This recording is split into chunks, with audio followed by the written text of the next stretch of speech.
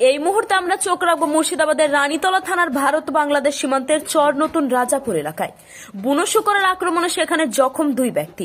তাদের নাম বাবুলাল মণ্ডল এবং প্রসেনজিৎ মণ্ডল।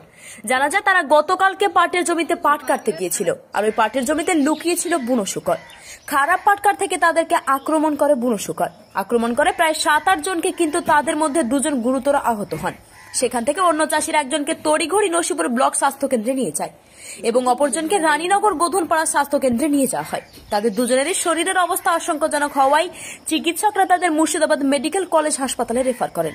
তাদের মধ্যে একজনের এখনো চিকিৎসা চলছে এবং অপরজন কিছুটা সুস্থ হয়ে আজ বাড়ি ফিরেছেন। একের পর এক বুনো শুকরের অত্যাচারে অতিষ্ঠ চর এলাকার বাসিন্দা।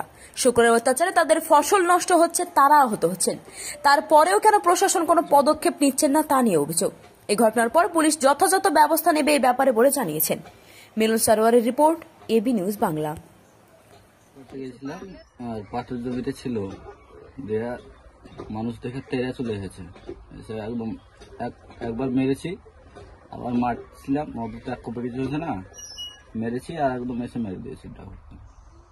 কবে সাথে কামড়েছিল? কালকে। কয়জনকে? 2 জনকে কামড়েছে আর একজন বহরমপুরে ভর্তি আছে। আপনার এখন অবস্থা কেমন আছে? অবস্থা বলতে ব্যথা করছে খুবই।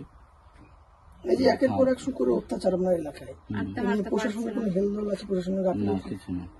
কি চাইছেন?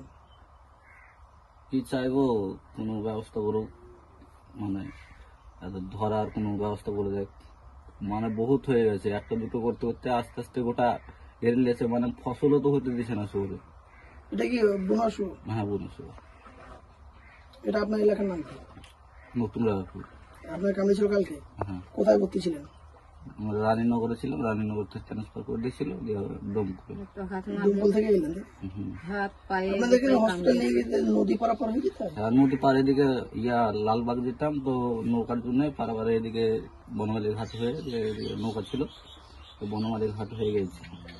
নৌকারও ব্যবস্থা খুব খারাপ এখানকার, পারাপারে নৌকা নাই। রাস্তাঘাট কেমন? রাস্তাঘাট তো দেখতে পাচ্ছেন ভালোই না, রাস্তার যোগাযোগ নাই। প্রসেনজিৎ মণ্ডল। এখন তো পয়সা কড়ি তো দরকার, এখন ছেলের পোশাক লাগবে, পয়সা কড়ি লাগবে। কত টাকা ক্ষয়ক্ষতি হয়েছে কালকে? টাকা বলতে তো হয়তো ছেলে কালকে 3000 টাকা খরচ করে নিয়ে এসেছি, আরো লাগবে, যেতে হবে আবার। একের পর এক শুকরে কামড়াচ্ছিল, তবুও কেন প্রশাসনের হেলদোল নেই? হ্যাঁ, তো আবার যেতে হবে, নিয়ে এসছে, এখন আজকে নিয়ে আসলো। ক্ষয়ক্ষতি কেমন হয়েছে?